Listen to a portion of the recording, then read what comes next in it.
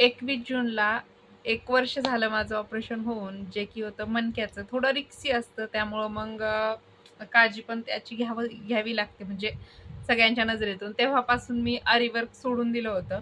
म्हणजे आपलं चॅनल हे सगळं मी आरी वर्कमुळं सुरू केलेलं होतं. पण त्या कारणामुळं मला आरी वर्क सोडून द्यावं लागलं. तब्बल आता 1 वर्ष झालं मी आरी वर्क करत नाहीये. कारण की मणक्याचं ऑपरेशन हे थोडं रिस्की असतं. परत बसून-बसून त्रास व्हायला नको. कारण की अजून पण मला कमरेचा त्रास होतोय त्यामुळं. आता मी ब्लाऊज शिवतीये, पण त्याच्यात अजून काहीतरी करायची इच्छा होती. तर तीच खूप दिवसापासून होती, म्हणजे तेव्हापासून होती. जेव्हापासून मी आरी वर्क सोडलं, तर फक्त ब्लाऊज पण नेहमी कंटिन्यू बसू शकत नाहीये मी, कारण की एकदा कुठलाही पार्ट गेला शरीराचा आणि त्यातली त्यात मणका म्हणजे थोडंसं स्पाइन सर्जरी म्हणजे थोडी हार्ड राहते त्यामुळं. तर तेव्हापासून एक मनात इच्छा होती, की काही ना काहीतरी स्वतःचं नवीन सुरुवात करायची.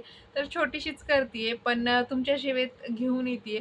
तर ते काय असणार आहे, तर आपण व्हायरल साडी Instagramवरती ज्या व्हायरल साड्या भेटतात ना, तर त्या सेल करायचं सुरुवात केली आहे. तर त्या ऑनलाईनला राहणार आहेत, ना की ऑफलाईनला.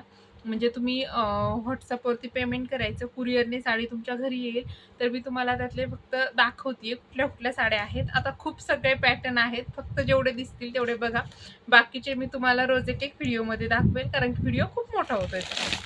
आता ही असणार आहे लोटस पैठणी. त्यानंतर हा आत्ताचा एक ट्रेंडिंग पॅटर्न आहे Instagramवरचा.